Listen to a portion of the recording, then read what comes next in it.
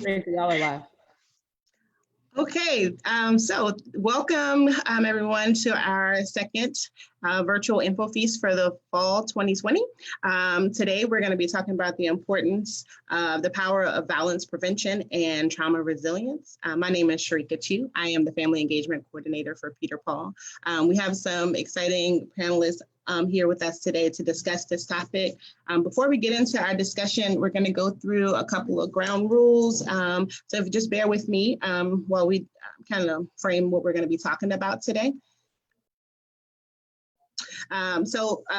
This is, like I said, our second InfoFeast. We're talking about the power of gun violence prevention and trauma resilience. We will be back again on October 30th to discuss the power of our vote. And then on the 13th of November, we'll be talking about the power of higher education. So our goal is to bring hope around these important topics and share resources with the community. We're inviting you to join us again for these other two. Again, today we'll be doing our raffle for all of our participants. So if you're participating with us today, please feel free to ask questions in the chat, to leave comments, and also send me an email. Let me know you were here, and we will put your name into our raffle for a $50 gift card for all of our community members who are sharing in this with us today. It's really important for us to have your voice, so please let us know that you're here. So our mission is to support the neighbors of the East End and to educate our students, equipping them to serve and become positive contributors to their families, community, and society. And so we're hoping that these InfoFeasts are another opportunity for us to be able to do that, to educate the child, engage the family, and empower the community. We exist to bridge individuals, organizations, and communities to build connections while engaging in topical conversations designed to move us collectively from awareness to action. And so again, that's our goal today. One, that we bring awareness to the situations that are happening, but not just the situation, our power around these situations, how we can be voices and we can be advocates around these topics, and how we can collectively as a community move into action, into positive change in our community. And so we ask that everyone first honor each other's voices. We know that these are, again, heavy topics and we won't always agree, but we would like to be able to have an environment of respect for each other and honor each other's voices so we all feel comfortable sharing exactly how we feel and not feel judged. We honor each other's experiences. We all come from different backgrounds and no one can judge your background, your history, just because it's different than someone else's. So we ask that we all honor each other's experiences and that we honor each other's motives. We're going to hope that everything we say today comes from a pure motive. We're going to ask that everything you say today come from pure motive. And so we're going to give you the grace to be able to be honest about how you feel and trust that it's coming from a place of positivity. And so for today, for our panelists, we have Mr. Reed Stowe, who is coming to us from VCU Healthy Communities for Youth. Dr. Pam Smith is representing Richmonders involved to strengthen our communities. And then Olivia Wilson is here to represent SCAN, which stands for Stop Child Abuse Now. We also have Tamika Daniels here from SCAN, who is our parent moderator, and also a behavioral health organizer at SCAN. And so she's going to give us some of her particular experience as a parent, as well as her expertise as a health organizer. And so we're all kind of speaking from our own experiences as community members, wearing a hat from a community organization, but we're all residents just the same, and we're speaking from our own experiences and hopefully coming together as community to actually build change just as a resident, because we all have a voice in that. And so I appreciate you guys joining us again today, and I'm going to give our panelists an opportunity to introduce themselves. I'm going to go directly down my screen. So I have first Mr. Reed Stowe. If you want to just give us a quick idea of who you are and why you're here, I'd appreciate that. Hey, thank you, Sharika. Ms. Reed Stowe, good afternoon, everyone. I'm the intervention coordinator for VCU Health Communities for Youth, but also a Richmond resident. So I'd just like to say thank you for having me this afternoon, and I look forward to our conversation. Thank you. I appreciate you being here. And Dr. Pam Smith. You're muted right now, Ms. Smith. I'm Dr. Pamela Smith, and I'm here representing RISC, which is Richmonders involved to strengthen our communities. Yes, ma'am. And you said you work also for another organization? Yes, I am also, this is going on. I am also my sister, my late sister, Alicia Raisin. I'm her youngest sister. So I'm also a member of Citizens Against Crime. My sister started that some years ago. So we still are pretty much involved with that, as well as Ambassadors Outreach Service. And they're all community related programs that helps out with gun violence. Yes, ma'am. Thank you so much. And Miss Olivia. Good afternoon. My name is Olivia Wilson, and I serve as a parent engagement coordinator with Greater Richmond SCAN. I'm a licensed clinical social worker, and I'm very honored to be part of this conversation. I appreciate the invitation, and I'm here because, as you said, Sharika, we all have lived experiences and want to be part of the conversation to talk about action and how do we help bring hope and light to these situations. Yes, ma'am. Thank you so much. And then last but certainly not least, Miss Tamika Daniels, if you could just say a quick word for me, I appreciate it. Good afternoon, everyone. My name is Tamika Daniel. I'm the Behavioral Health Community Organizer at Greater Richmond SCAN. I also serve on the Board of Directors for Peter Paul, and I'm a current East End resident residing in the Fairfield Court Housing Project. And I just wanted to give my perspective of what it's like to live there on a daily basis. Thank you so much. So yes, I have a couple of questions. I'm going to stop sharing my screen here. I have a couple of questions for us to kind of start the conversation. Again, I know that this is not the most positive conversation, but I believe that we can find hope within the conversation because we are working towards that hope. And so I would like us to answer those questions from that standpoint. And we want to be able to offer resources to a community that may not necessarily feel like there's hope. And so that's why we're here today. And so as we're answering the first question, which is how have you or your community been affected by gun violence? Just kind of quickly, briefly, just kind of frame that for us if you've had some direct, that you've been directly affected or at least have been able to see that direct affection by your community, I'm sorry. If Tamika, would you like to speak to that at all? Yes. Me and as though I live in Fairfield Court, we just experienced some gun violence the other night on 25th Street. What I will say is, if you're from the outside looking in, it's bad. It's all of these things. You're wondering how people survive in it. But when you're living there, it's still bad. It's traumatic on us, but we've adapted. Mm. So it's like when we hear gunshots, usually the first thing is to get on the floor, make sure, nobody's hurt. Now it's my daughter, she's 9, first thing, Mom, somebody dead. He associates gunshots with somebody dying. So it's no longer, people running to duck and dodge and get out of harm's way. It's almost like, okay, Wow. what else? Yeah, Bree, would you like to speak to that? Sure. When I think about gun violence and how that's impacted, communities in Richmond, I think about how it's kind of shifted everyday norms for folks, everyday normal schedule. So a lot of folks typically, they might be able to hang out on their porches and youth play in front yards and whatnot. And gun violence, as we've seen the uptick, it's happened in broad day in the afternoons. And so that leisure to go out and be able to talk to your neighbors or your youth, just being able to play outside is something that's been stripped away. Mm-hmm. Yeah. Would anybody else like to speak to that question? I'll speak to that question.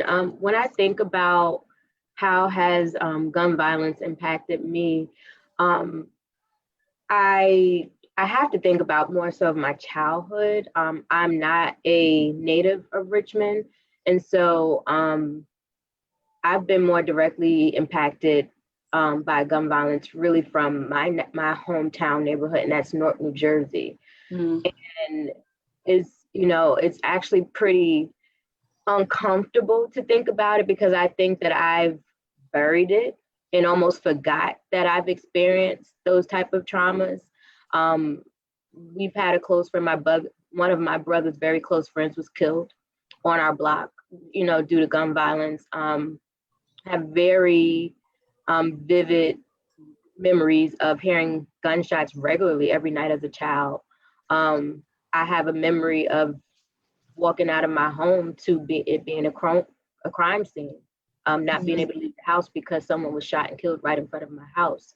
And I didn't realize how all of that impacted me growing up until I became an adult. I actually didn't realize until I became a social worker. And so I just think about today and, here in Richmond and learning what's been said, the uptick, just gun violence in general and how it's happening, even more how it's become our norm, sadly.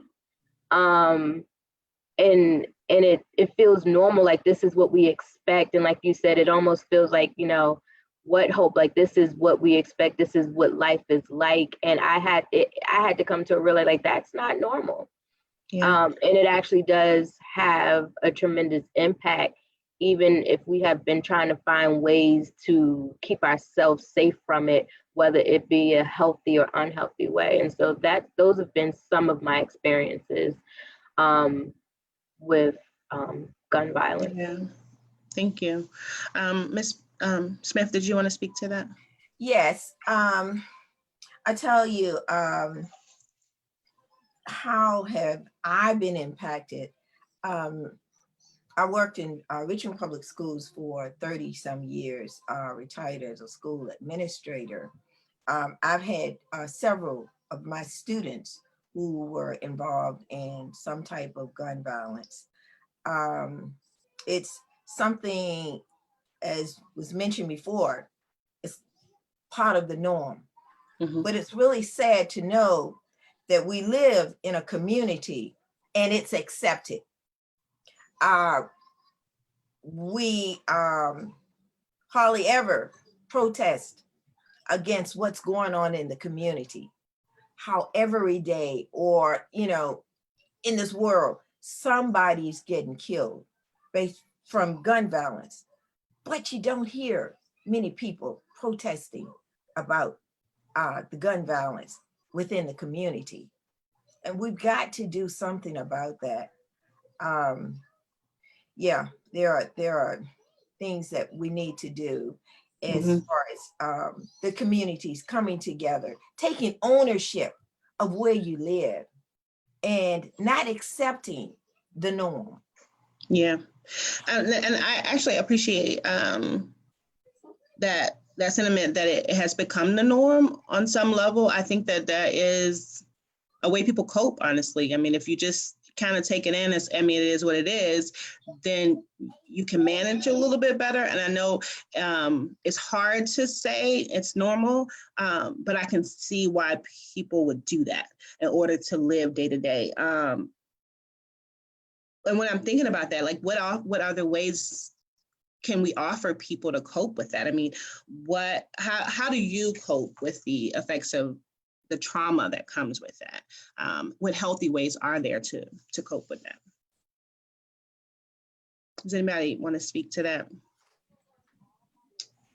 I appreciate that question because, adding the adjective healthy onto that, because I think naturally when we, experience those, a trauma such as gun violence, community gun violence, and especially when it happens on such a frequent basis, our bodies do have a natural response system our brains and our body to respond in a way that just, automatically knows how to keep us safe. However, that way of coping isn't always helpful because that can look like sometimes like numbing it out, or numbing it out, or just freezing. I don't know if we're all familiar with the terms fight, flight, or freeze. And those are some of our natural instincts on how to respond. But over time, when our bodies is exposed to that same type of danger, trauma, that harm, we become conditioned to respond in ways, whether it's constantly fleeing from someone, that which can impact our trust, where we're always running and always trying to seek safety. It can impact us to where we might freeze, or where we become dissociative or zone out, where we just literally block it out of our mind and pretend as if it never happened. And then it might strike us, we might turn aggressive, we might want to fight, whatever that fight may look like, not just physically fight. And though our body responds that way naturally, it isn't always healthy to continue that way of coping, and that we do want to find more healthier ways of how to help regulate and find that physical and both emotional and mental safety. And some of the ways that have helped me is, first of all, having for me, and I can only speak for my person, one of my coping, one way that has helped me cope is really my support system. So though I grew up and lived in a neighborhood outside of my actual home was unsafe, I had a support system that helped me feel like I was still safe. So my family, my parents and my immediate family, and even my church community, those were support systems that allowed me to still feel that I was safe and protected in the ways that I needed to feel safe and protected, even though outside of that circle, it still was an unsafe environment. Mm-hmm. So knowing that I had a positive, strong support system was ways that helped me cope. And then having those opportunities, those persons to be able to speak on. And I will say, I didn't learn how to cope until I really became older.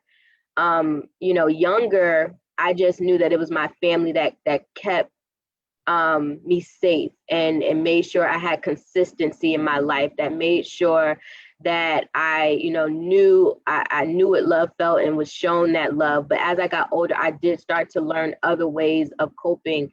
I decided to go to therapy as an adult to really start processing stuff that I never really knew impacted me growing up. And whether it's formal therapy, I think having some type of opportunity to connect with people and to be able to share expressively is important, whether it's a trusted friend or another trusted adult or support group.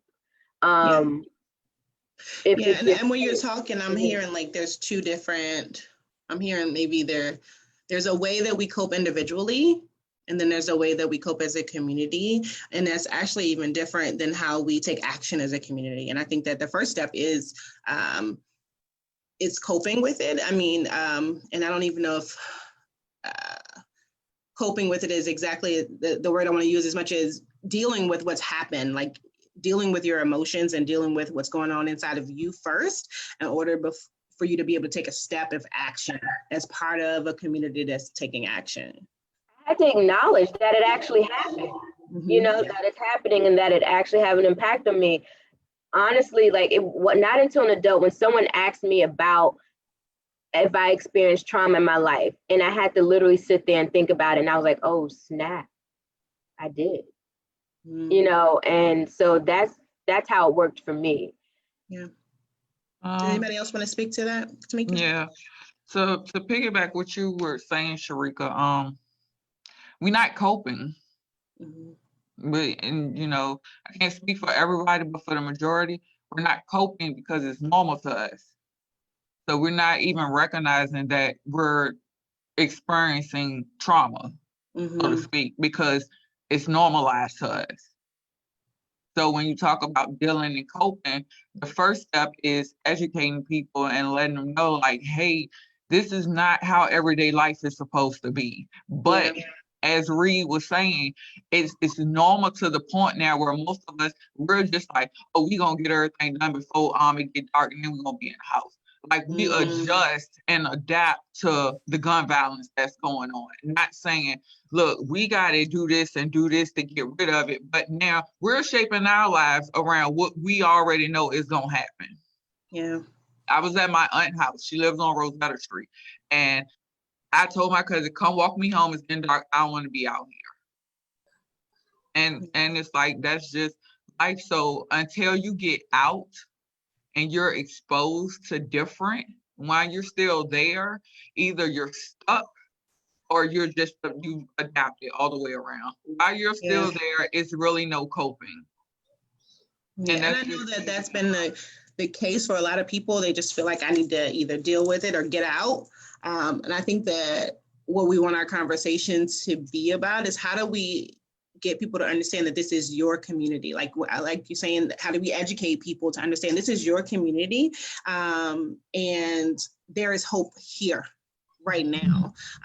Is that possible for us to see something different in our community where we don't need to feel like either we got to get out or just go home early? Rita, speak to that at all? I wanted to give Rita opportunity. I felt like he was about to hit his mic. I was. I'm sorry if I jumped in front of anybody, but You're fine.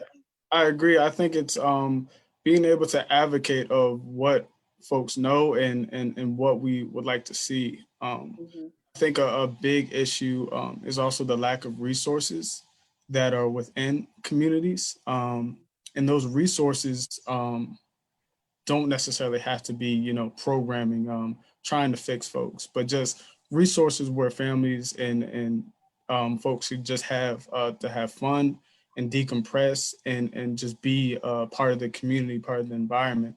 And so those lack of resources show up, I think, and I think that's tethered partially to the rate of gun violence, the lack of resources. Which goes back to, which goes back to taking ownership of where you live. This is not accepted. We have children. We've got to instill in our kids that this is not normal. This is not normal. I retired to carry out my sister's legacy of helping out in the community.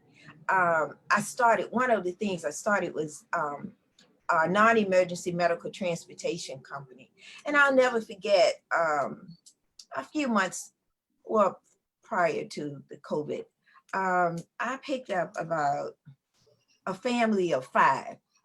But in picking up this family, transporting the family, I noticed that on every block, and I don't want to say every block, but in one particular block, there were flowers, balloons at the corner, in the middle of the block. And then it was like within that block, there were so many things. So I said to the family, so what's going on there? Of course I knew. And they said, well, that's where on the corner, that's where some young lady, I forgot, and was killed. And I said, well, there are some more balloons and flowers there. Yeah, and that's where such and such was killed and such, and it was like normal. So I said, so how do you feel waking up every day, coming outside and seeing this? And each person said, well, the first person said, well, we just mind our own business. And the other person, we just mind our business. So each person, I wanted to know, how do you feel about that? And everything was the same. Well, we just mind our business. Wow, that's really, really sad. We just mind our business. So what are we teaching our children? That this is normal. We're going to have this in our neighborhoods, but all we have to do is mind our own business. It is not accepted. We have to, as someone said, have resources for help in dealing with this, how to go about dealing with it. And most of all, have programs within certain communities that will get kids involved in positive things instead of staying at home, playing the video games and a lot of them are violent. So we have to kind of think about what we're doing within the household. But the main things is offering programs, gun violence intervention programs, which means we got to start with our babies, our children. We've got to give them things to think about, positive things. We have to give them fun things to do. The kids are out of school now. It's very important that we really give them some type of incentives. I can go on and on, and I don't want to take over someone else from speaking. I feel like Olivia was gonna say something. Yeah, I just want to just agree to what everyone's just said. You know, I'm just sitting here thinking, like, you know, how do we cope? And kind of, you know, if I had to like kind of summarize for myself, what I just heard is like, number one, we have to either educate or help increase the awareness, like conscientize that this is not normal, like this is not right. Though it's our reality, how do we, you know, help us realize that that there is an alternative reality that we can create while still living in our community? And what does that look like? What is that alternative reality? But first we have to come to a place of realizing that this is not okay. I don't want this to be okay. And how do I get connected to find those supports, and then hearing about these resources? Where are those resources? Where are those circles of support where we can have those spaces, number one, those positive spaces to have fun, to be expressive, to create, that allows us to be human again, right? Because what I'm like, we become, you know, when I hear we either numb ourselves to it or it becomes our norm, it's like robotic. It's almost like we have not reached that place of, you know, we don't feel, and that could be a self-preservation or protective, some, you know, a defense mechanism to protect us, but it doesn't help. It's not really helpful. And so I just wanted to like share that, and, you know, and from as a response to what I just heard. And so I appreciate what's being said. Yeah, and I mean, it's basically a temporary defense mechanism. It doesn't keep us very long, but I understand. You know, I understand you gravitate to what you can to make it. But I would like us to be able to offer tangible resources for people. Like, what comes to mind when you think of that? What resources do you know of in the community, or what do you lean on personally that might be helpful to people who are watching today?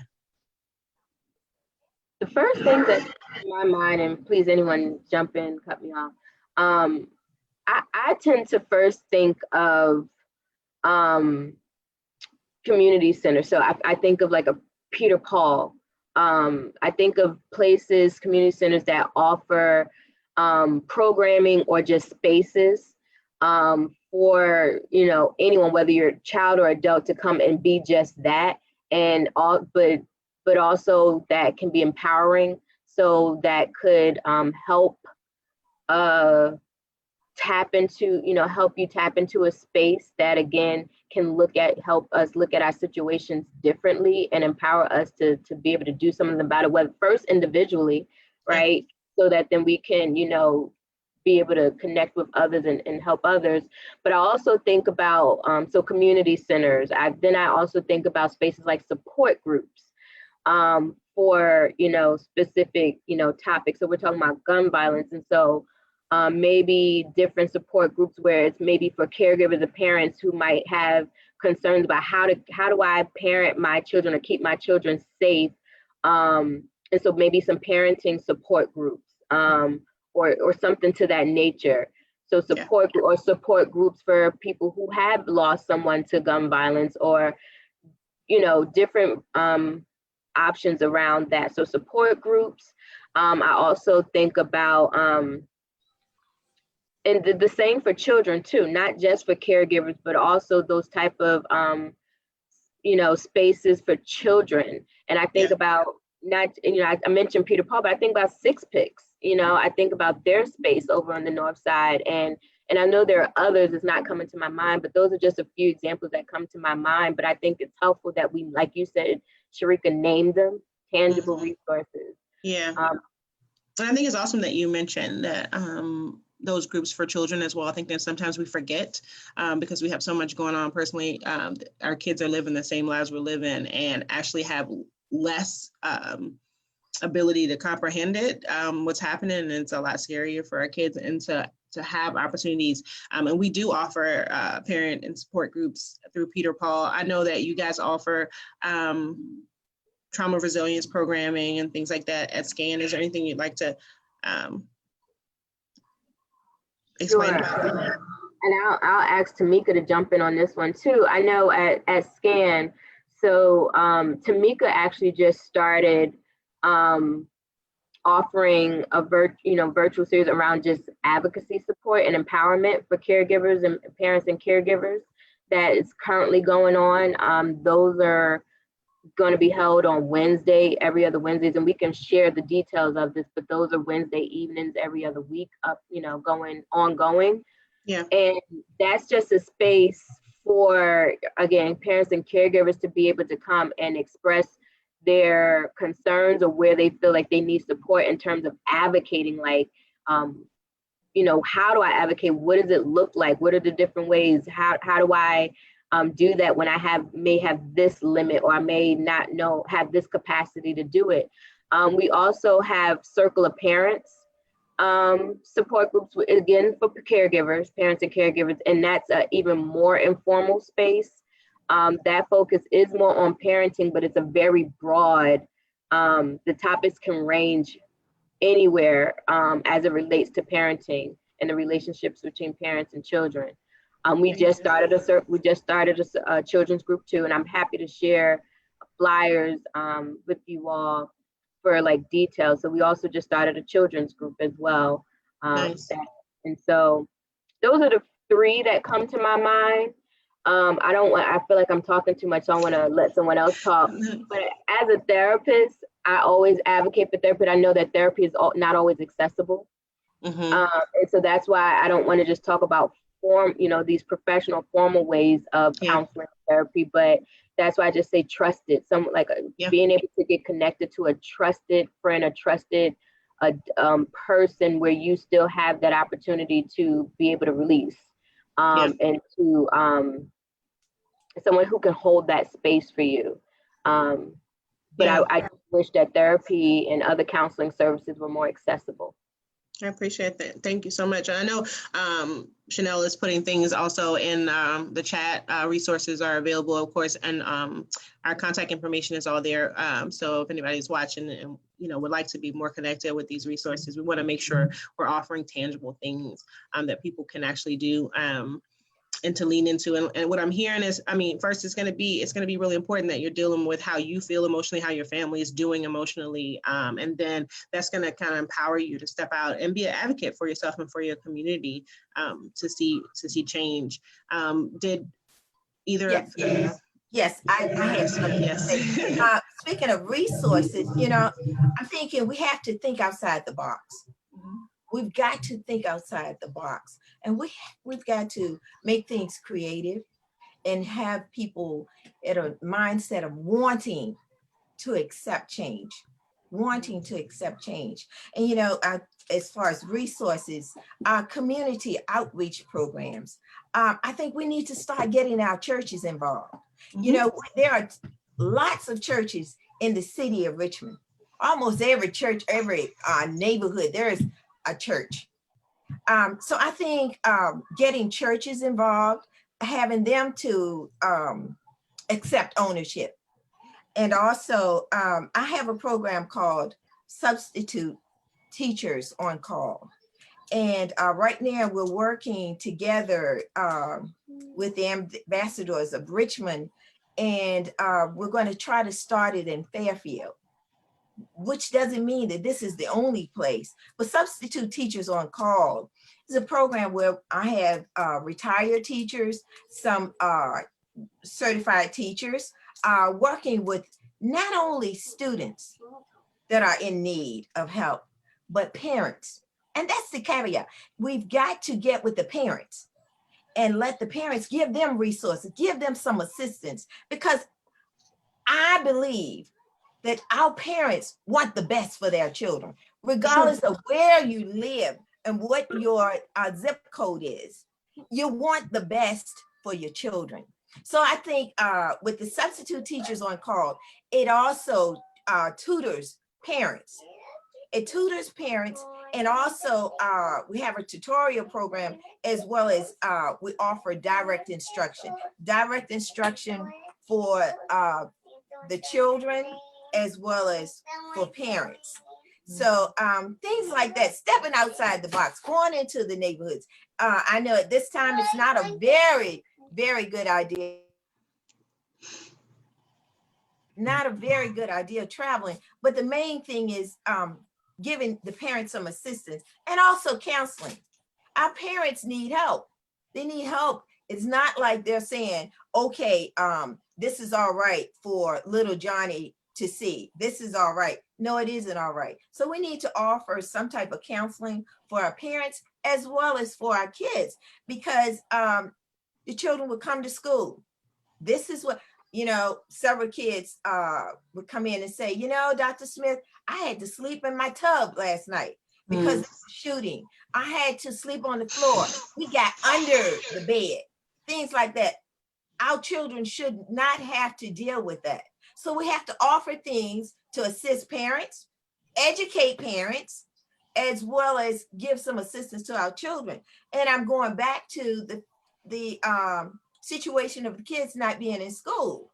So with them not being in school, sports and other enrichment activities are no longer. So what are they going to do? So we've got to go into these neighborhoods and offer some type of assistance by stepping outside the box. Reed, did you want to speak to that? Sure.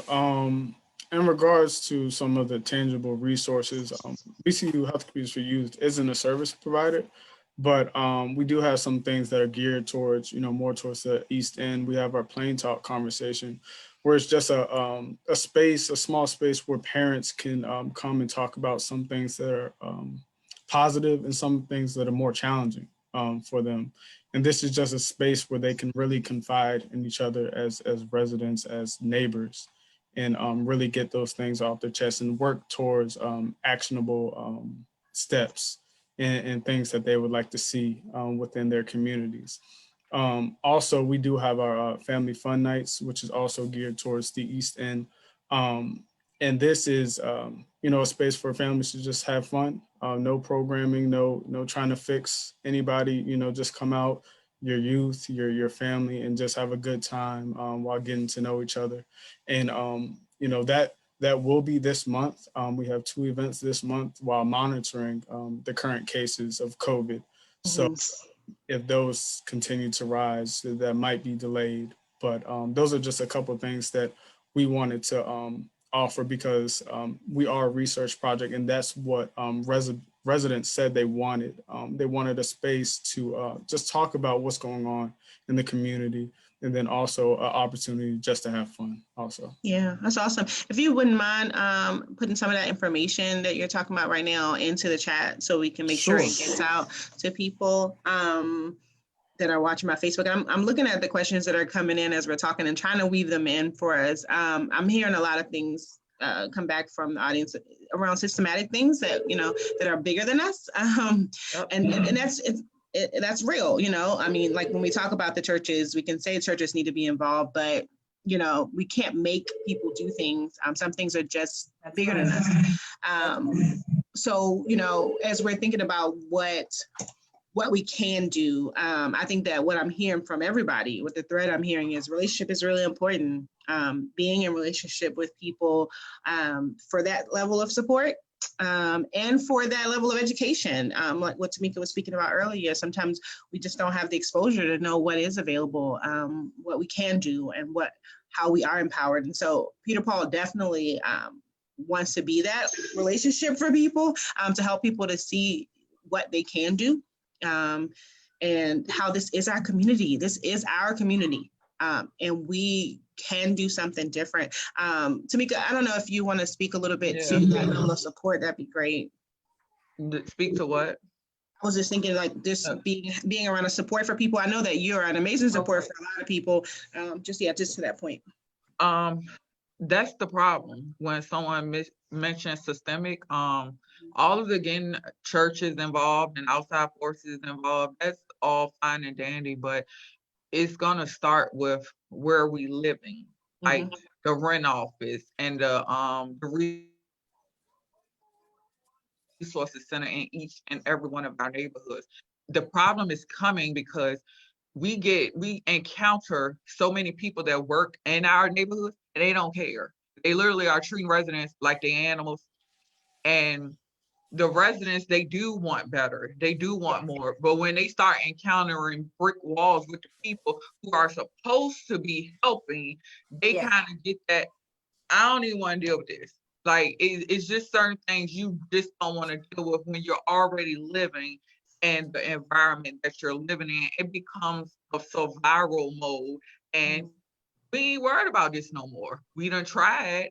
And then it's like now in Fairfield, our last lady, she left. The new one, she wants to do more, but she's having a hard time because of the last one. The last one built a reputation for treating the residents a certain kind of way.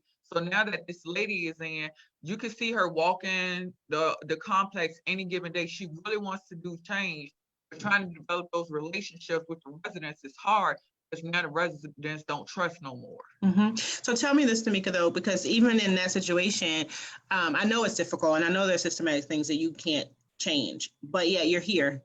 And you're doing this work and you're a part of this work. What keeps you doing that? Why do you do that? The computer broke up. What was the last part? So why are you doing it, even though it's hard? I know that it's difficult, but you're still doing the work. What keeps you doing the work? With me, it started with something else. It started with my son having autism and me not knowing anything. So I wasn't, like Reed said, lack of resources. I didn't receive any resources. I didn't receive any help. So it was my thing that nobody's going to show me how to take care of my son with autism. I have to do it. I have to do the research. That led me into advocating for more things, him getting arrested in the schools and stuff like that.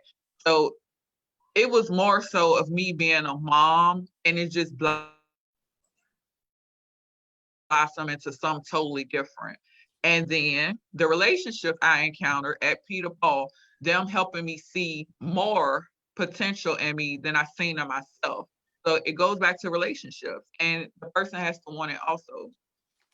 But they first have to be comfortable and understand that the people there do want to help, and like Reed said, not try to fix them. You can't come in with programming all the time like you're trying to put patches on us and fixing us. We don't need that. We want to do it ourselves. We want to show our children better, like Dr. Smith said, that we want to do all of those things. But we're not going to do it because so many times we get too many people coming in saying they're going to do this and that. And you kind of get what happens. Yeah. So to the rest of you on the panel, I mean, why do you do the work you do, and why is it important to this conversation? Kind of give us an idea of what keeps you moving in the space of advocacy. I can respond to that, but I just wanted to piggyback on one last thing that Tamika said, and the one thing that was kind of just going over and over in my head is that, like, relationship building is not easy, and you have to truly be committed to it.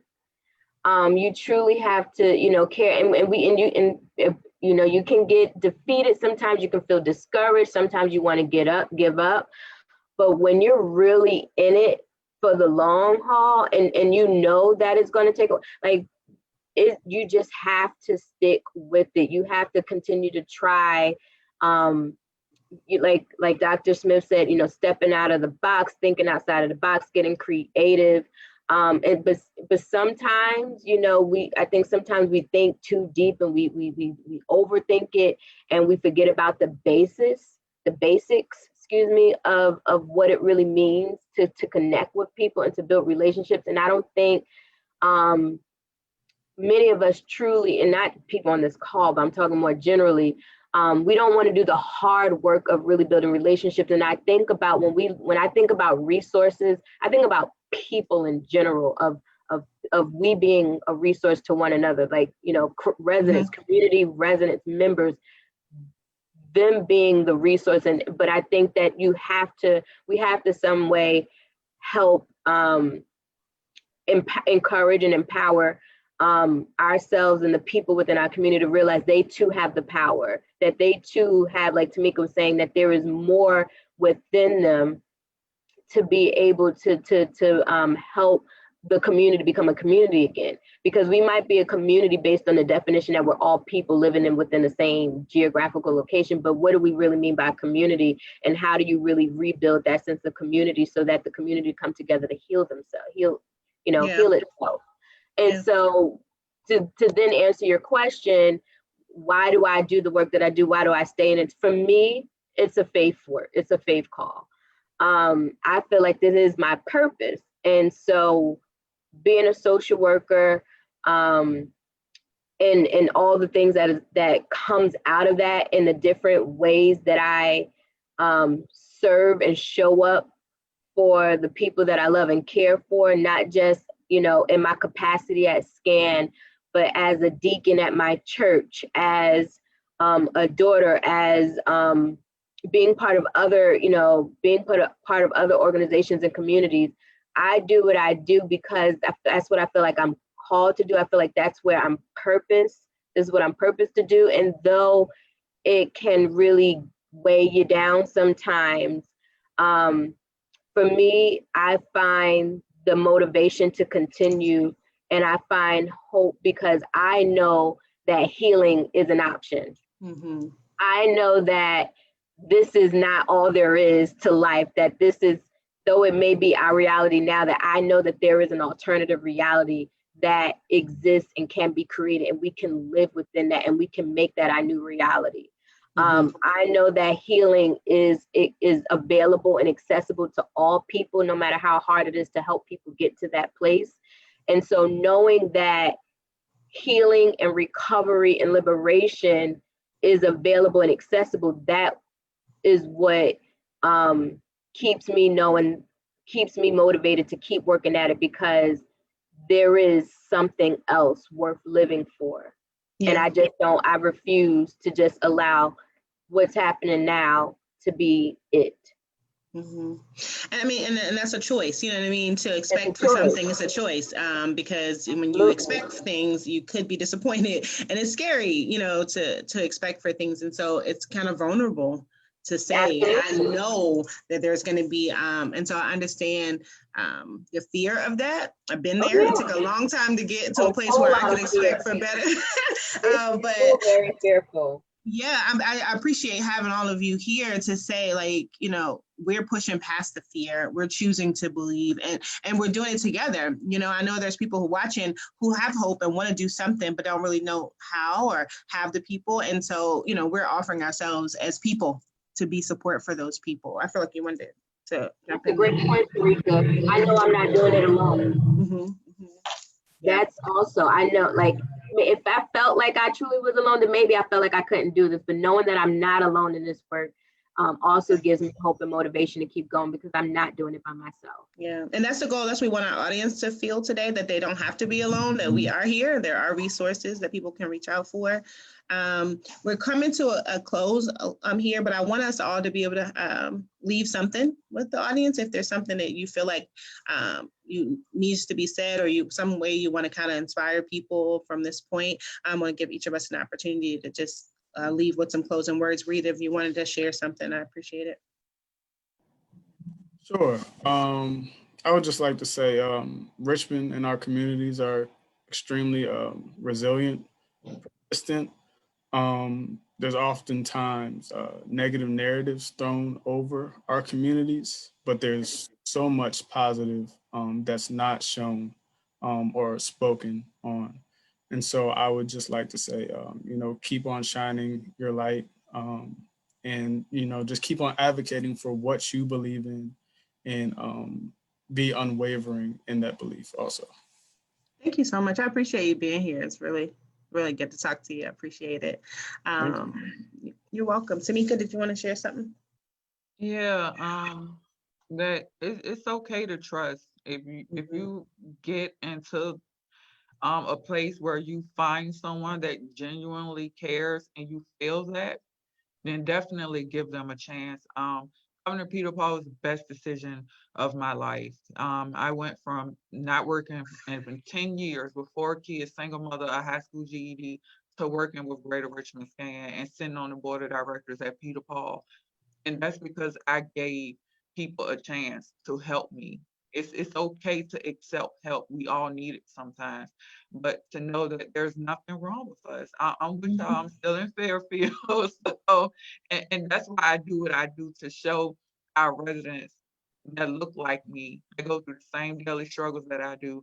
It's not the end all be all for us. We're smart. We're strong. We have tons of lived experience, and just keep going like Reed said. That's awesome. Thank you so much. And Dr. Pamela, would you like to share some closing words for us? You're on mute, ma'am. I'm sorry. I want to piggyback on what Tamika said. Yes, you are smart, and the people in the community are resilient. And all we have to do, and I'm saying we, because it's not a thing of you guys, you're here, you're there. This is we're in this thing together. This is a team, and we all have to work as one. We've got to take ownership of saying this is our problem. We have to do something about it, and we're going to do something about it. We cannot let our children grow up thinking again that it's all right, that it's all right to accept things that are not right. So my closing remark is we're going to keep hope alive, and we're going to build relationships up, regardless of how hard it is. We're going to continue. You know, it reminds me of my sister, Alicia. I stayed over her house one night, and about 3 or 4 o'clock in the morning, the phone was just ringing. And I answered the phone, but I knew my sister was going to go out alone. So if you guys know my sister, she was in it everywhere. So someone said, Miss Raisin, they're shooting or something, Miss Raisin, some help or whatever. And I said, and I have to admit it, I said, you have the wrong number. And my sister woke up and said, who is that, Pam? And I said, it was, no, I think I told the person, she wasn't there. And I told my sister, I said, someone just called, but it was the wrong number. But she picked up the phone, and suddenly they told her what was going on. She put her coat on. And I said, Alicia, you're going out here at 4 o'clock in the morning, and they're, alone. She said, Pam, I want you to know one thing. This is my calling. And that's the thing. We have to remember, we're called. We're all called to make a difference, to help make a difference, because it's not Tamika's community. It's not Kim's community. We are all in this thing together. Thank you. Thank you so much. Thank you. I appreciate it. Olivia, did you want to say one more thing? Yes, I ditto everything that has been said, but my closing words would be this, that I was reminded on yesterday that we have the power within us, and sometimes we go through life experiences that can, dictate or make us believe otherwise. And so we have to proclaim that there's power in proclaiming who we are, which connects us back to a source that we sometimes forget is within us. And that's a power that we have been born with. But again, we know that life experiences and environments we may be exposed to can alter our way of thinking about who we are and how we show up in the world. But if we can proclaim and really work on recognizing and accepting who we truly are at our core, we have the power to right the wrongs, that we have the power to really work in this crisis and really bring light, as it's been stated already, to the evil and the darkness that is occurring. And so we are the resource, who we are, our beings. And if we feel that we are called to it, and it's a choice, but when you are called to something, you're willing to risk your life. You're willing to lay your life down for the betterment of someone else. And so I just want to encourage us to proclaim who we are and to find that power and allow others to help us find that power and that light, so that we can, again, join forces and really do the work that's necessary to heal, to recover, to heal, and to work towards liberation. Thank you so much. I appreciate that.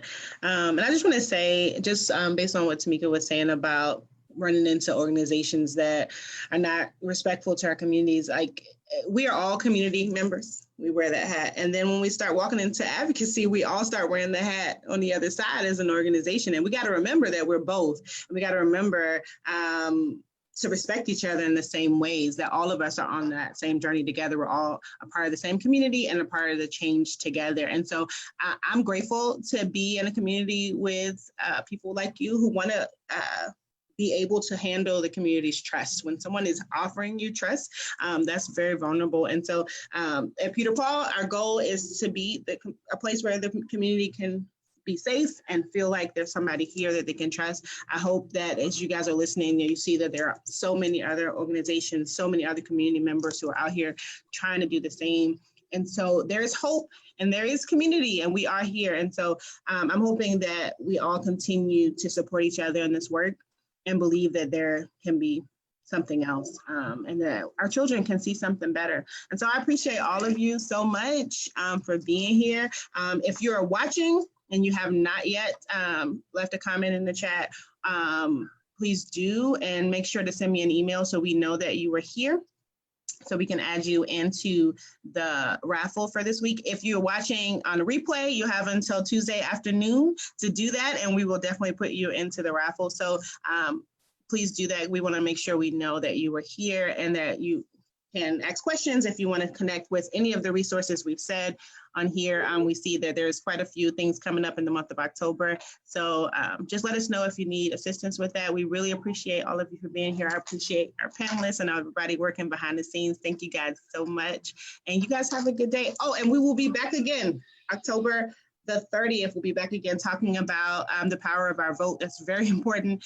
If you haven't voted yet, you can still do that. And but we're going to be having a conversation about how important that is for us as a community to band together and vote. And that's how we see those changes happen in the systematic realm.